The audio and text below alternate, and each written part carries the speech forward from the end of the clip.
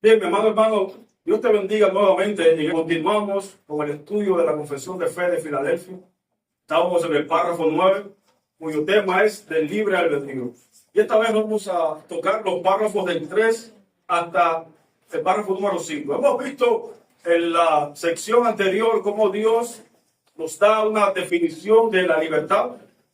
Hemos visto que Dios nos creó como seres libres, con voluntad propia, con capacidad para elegir. Hemos visto cómo Dios creó a Adán con la capacidad de elegir el bien o el mal. Hemos visto cómo él eligió el mal, y al elegir el mal, él cayó en un estado de pecado. O sea, del estado de inocencia original en el que Dios lo había creado, cayó en un estado de pecado. Así que veamos cómo la confesión de fe lo dice para nosotros. Dice el párrafo número 3. El hombre, por su caída en un estado de pecado, ha perdido enteramente toda capacidad de la voluntad para cualquier bien espiritual que acompañe la salvación. Por tanto, como hombre natural que está completamente opuesto a ese bien y muerto en pecado, no puede por sus propias fuerzas convertirse a sí mismo o prepararse para él. En Génesis capítulo 2, versículos 16 y 17, Dios le dice al hombre: de todo árbol del huerto podrás comer, mas del árbol de la ciencia del bien y del mal no comerás, porque el día que de él comieres, ciertamente morirás. El mandamiento era sencillo. Dios había provisto a Adán y a Eva con todo lo necesario para que ellos obedecieran, para que ellos se mantuvieran firmes, fieles en el mandato que él le había dado. El mandato era simple: este árbol que está aquí, come de todo lo que está a tu alrededor, pero este en específico no comas. ¿Por qué? Cuando comas de él, ciertamente vas a morir. Y lamentablemente el hombre comió y murió y pasó de un estado de inocencia a un estado de pecado. Ahora el hombre, ¿sabe cómo estaba? Muerto espiritualmente hablando. El hombre estaba totalmente muerto. Por tanto, el hombre, al caer en ese estado de pecado, ha perdido, y escuche bien, ha perdido totalmente toda la capacidad de querer cualquier bien espiritual. En otras palabras, ahora el hombre, en vez de acercarse a Dios, ¿qué hace? Se esconde. En vez de ir a los brazos del Padre, huye de él. Se ha convertido en enemigo de Dios. No desea a Dios. No desea ser salvo. Desea su pecaminosidad. ¿O acaso no dice la palabra? A los suyos vino y los suyos no le recibieron. Así que la Escritura nos dice en Romanos 5:6 que el hombre era débil. Pero también nos dice, y Efesios 2:1 va más allá y nos dice que todos los hombres, que todos nosotros estábamos muertos en delitos y en pecado. ¿Qué significa esto en términos prácticos?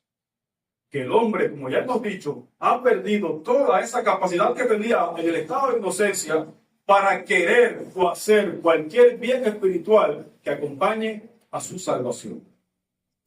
Ahora, ¿significa esto que no podemos elegir en ningún momento? Sí, podemos elegir. De hecho, elegimos todo el tiempo. Yo elegí predicar hoy de este tema. Usted eligió venir a la iglesia a congregarse.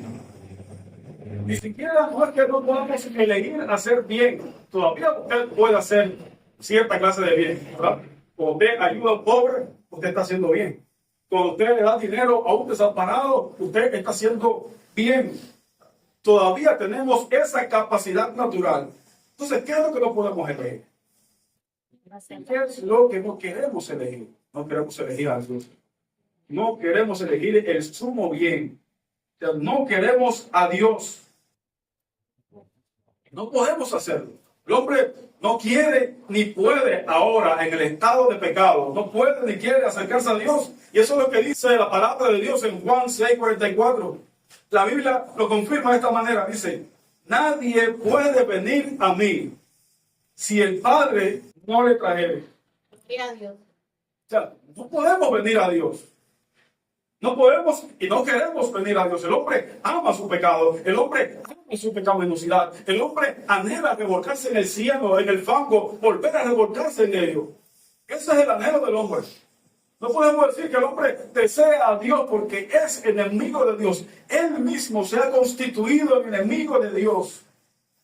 De manera que ahora nuestra voluntad, esa libertad que teníamos, está cautiva. Esa voluntad que teníamos, ¿sabes cómo es ahora? Es esclava del pecado. Es esclava del pecado. Y el pecado, mis amados hermanos, el pecado es un amo cruel. Y solo nos permite elegir dentro de sus dominios. Como decíamos en otra ocasión, nosotros en el estado de pecado solamente podemos elegir el grado de pecado en el que vamos a muerte. Ahora, les ilustro esto de manera gráfica. Pensemos en un hombre en una prisión. Todavía este hombre allí es libre de elegir ciertas cosas. Pero esa voluntad o esa libertad está seriamente limitada por barrotes. El hombre puede elegir comer o no comer lo que le ponen delante suyo. El hombre puede escribir cartas o abstenerse de escribir. ¿Verdad? Pero, ¿qué es lo que nos puede elegir ese prisionero? No puede elegir el Señor. Sus amos o sus opresores no se lo permiten. ¿Saben cuál es la condición aquí? Es que el hombre en el estado de pecado está bajo el dominio del pecado. Está bajo el dominio de Satanás. Y ese es un amo cruel que no te permite la libertad. Gloria a Dios. Así que, ¿qué tiene que pasar en nuestras vidas para ser libres? Tiene que venir alguien más poderoso que ese que nos cautiva y liberarnos del yugo de la esclavitud. Así que, como termina este párrafo, no podemos por nuestras propias fuerzas convertirnos a nosotros mismos y no podemos prepararnos para ello. ¿Por qué? Porque somos esclavos del pecado. Amado, la realidad es que el hombre sin Dios es esclavo del pecado. Y esta es una condición seria. Mira, ¿cuál es el testimonio de la palabra? Dice Timoteo capítulo 3, versículo de 3 al 5. Porque nosotros también éramos en otro tiempo insensatos, éramos rebeldes, extraviados, y miren qué interesante, esclavos de concupiscencias y deleites diversos. Dice también, viviendo en malicia y envidia, aborrecibles y aborreciéndonos unos a otros. Pero cuando se manifestó la bondad de Dios, nuestro Salvador, y su amor para con los hombres, nos salvó. ¿Quién lo hizo? Dios nos salvó, no por obras de justicia que nosotros hubiéramos hecho, sino por su misericordia, por el lavamiento de la regeneración y por la renovación en el Espíritu Santo. Así que, mi amado hermano, la condición del hombre esclavizado al pecado, esclavizado a sus propios malos deseos, esclavizado a su maldad, la condición del hombre no es muy alentadora. Pero ¿sabe qué? Hay esperanzas. Dice el párrafo número 4 de nuestra confesión. Cuando Dios convierte a un pecador y lo traslada al estado de gracia, escucha esto, lo libra de su esclavitud natural bajo el pecado y por su sola gracia lo capacita para querer y hacer libremente lo que es espiritualmente bueno. Sin embargo, por causa de sus corrupciones remanentes, no quiere y perfecta ni únicamente lo que es bueno, sino también lo que es malo. Es interesante cómo comienza este párrafo número 4. Dice, cuando Dios convierte a un pecador. ¿Qué significa esto? ¿Recuerdan a nuestro prisionero? Estaba apresado, era esclavo. Alguien tuvo que venir a liberarlo. En el caso de nosotros, los hombres, ese alguien es Dios. Dios convierte a un pecador. Dios lo llama de la muerte a la vida. Dios lo libra de su esclavitud natural al pecado. Y de manera tal que cuando el Señor nos salva, cuando el Señor nos convierte, nos traslada de un estado de pecado y de muerte al estado de gracia y de vida.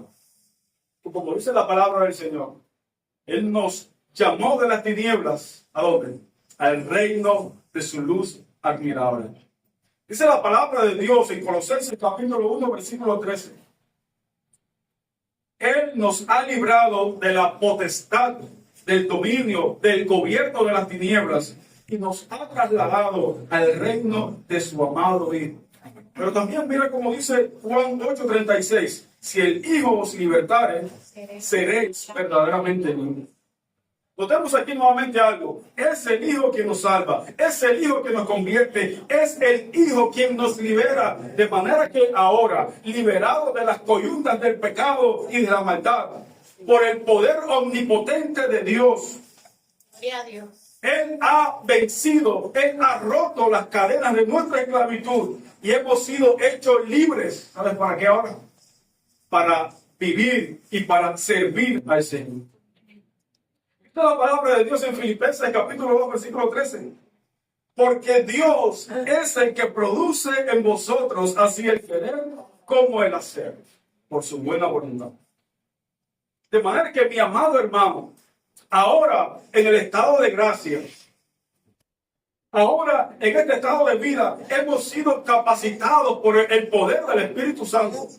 Hemos sido capacitados por Dios para querer y hacer libremente lo que es espiritualmente opuesto.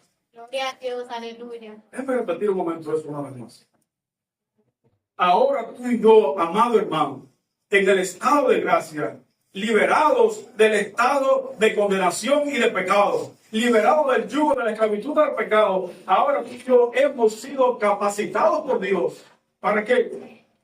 Para querer y para hacer libremente lo que es espiritualmente bueno. Imaginemos esto.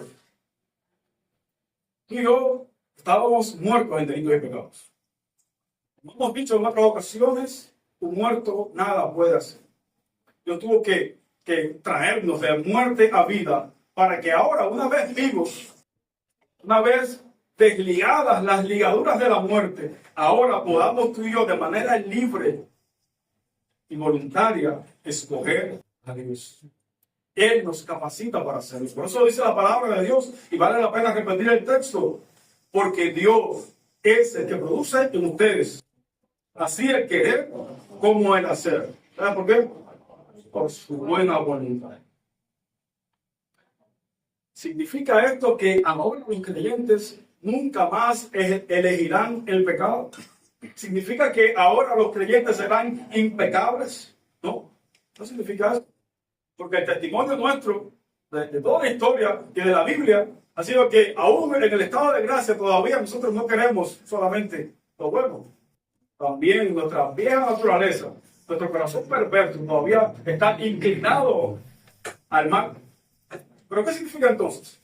Significa ahora que el pecado no es nuestra única opción. Pensamos en esto. Antes, bajo el dominio del pecado, ¿qué podíamos hacer? Solamente lo que nuestro amo el pecado quería.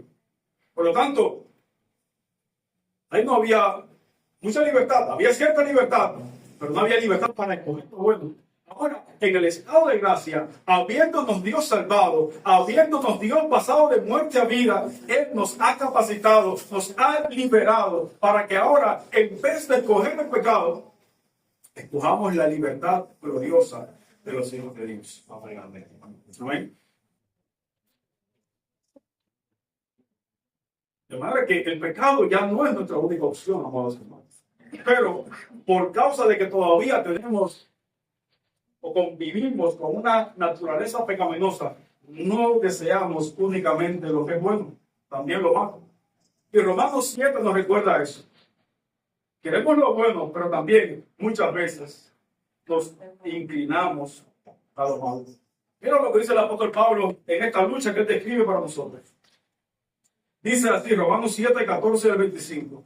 Porque sabemos que la ley es espiritual, mas yo soy carnal, vendido al pecado. Porque lo que hago no lo entiendo, pues no hago lo que quiero, sino lo que aborrezco, eso hago.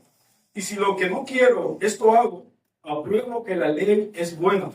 De manera que ya no soy yo quien hace aquello, sino el pecado que mora en mí.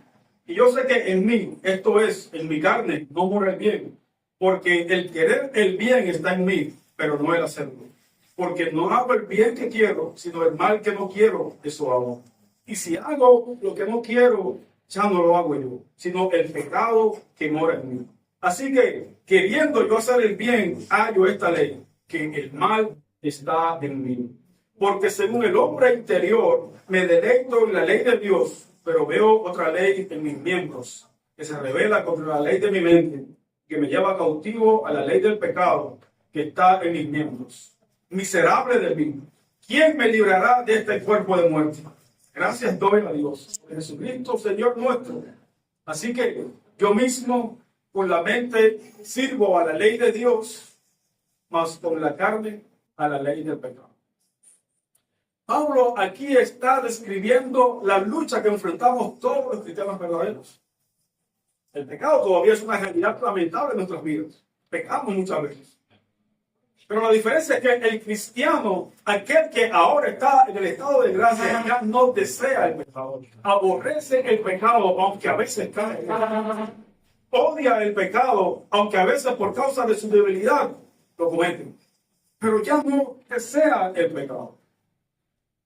Volvamos a la ilustración de nuestro prisionero.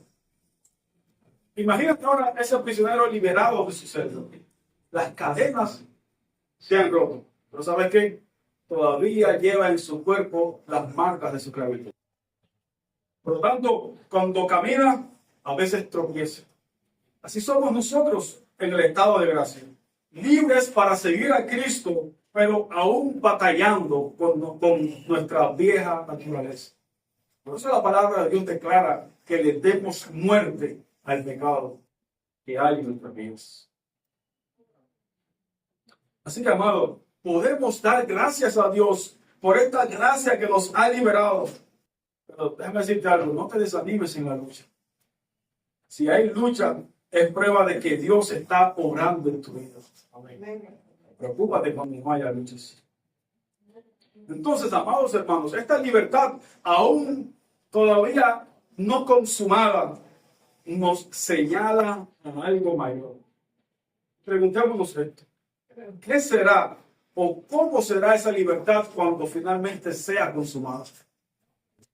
¿Cómo será esa libertad cuando finalmente todo vestigio de pecado sea desterrado de nuestros cuerpos?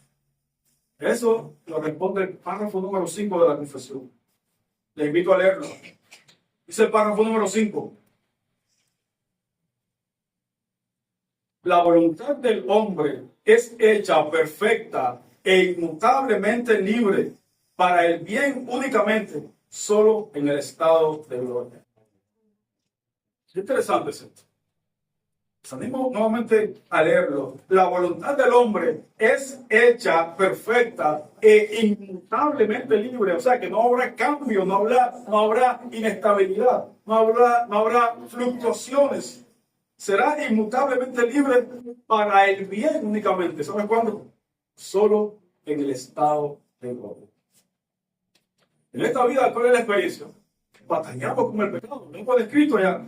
Batallamos con el pecado. Batallamos con ese enemigo que todavía nos asedia. Y esta es una dura realidad para los hijos de Dios. ¿Por qué? Porque si somos hijos de Dios, amados hermanos, no deseamos pecar. No lo deseamos.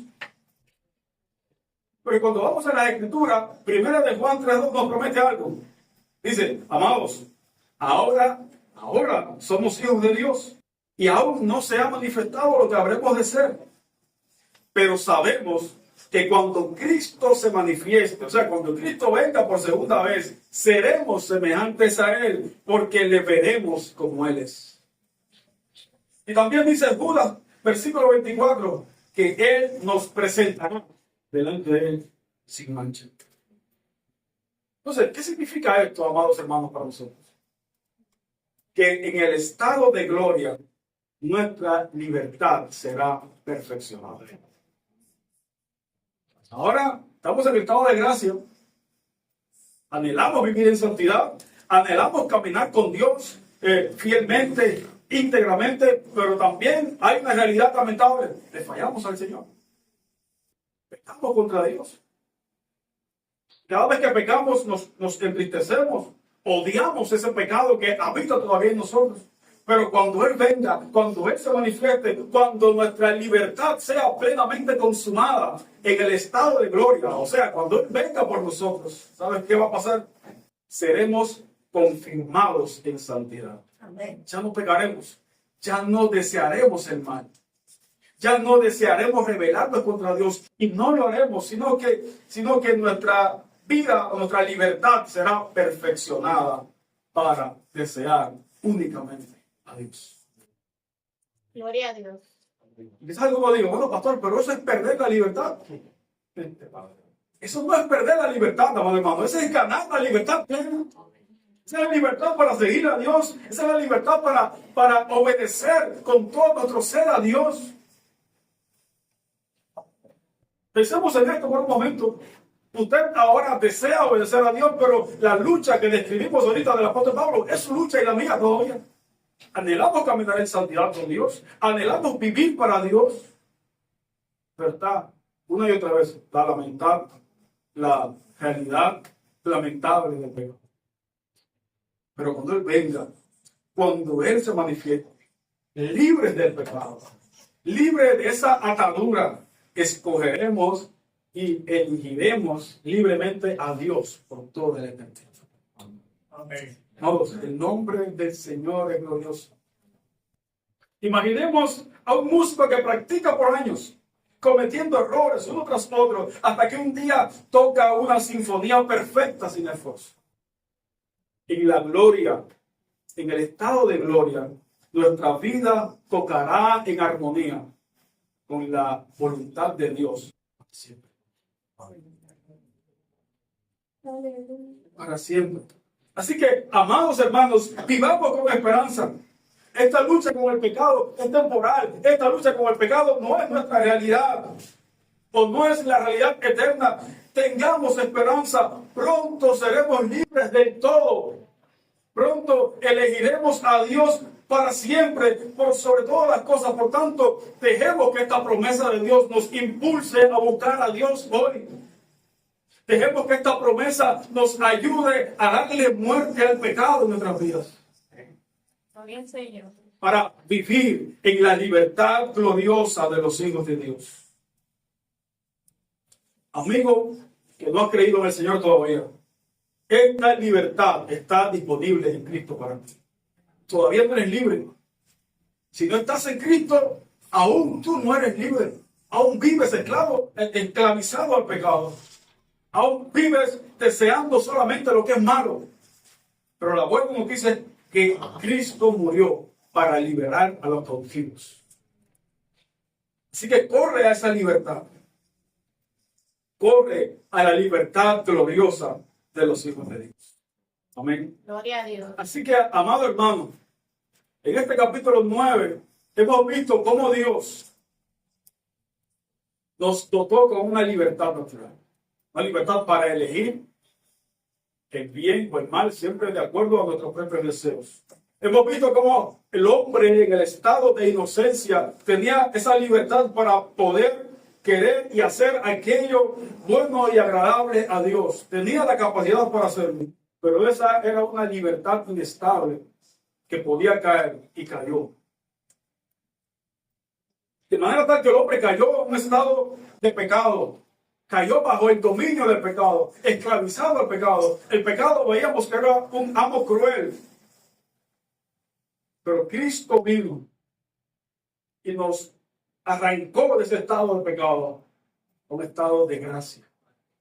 Y nos dio la libertad. Por eso dice la palabra, al que el Hijo libertare será verdaderamente libre. Es una libertad que todavía no está consumada, es una libertad que todavía está mezclada con los deseos pecaminosos. Pero cuando finalmente Cristo venga, cuando nuestra salvación sea consumada, ¿sabes qué va a pasar? Elegiremos únicamente el bien. Elegiremos únicamente ser fieles a Dios por los siglos de los siglos. Amén. Amado hermano, que Dios te bendiga esta mañana. Amén. Que tú y yo seamos capaces de perseverar, de permanecer con esta libertad con la que Cristo nos ha hecho libres. Te invito a orar. Amén. Gloria a Dios. Señor, te bendecimos en esta hora. Señor, te damos toda gloria, honra y potestad por los siglos de los siglos. Tú eres Dios para tus siervos. Queremos agradecerte, Padre, por esta libertad gloriosa que nos has dado. Gracias, Señor. Permite que podamos entender cada aspecto de tu salvación y en consecuencia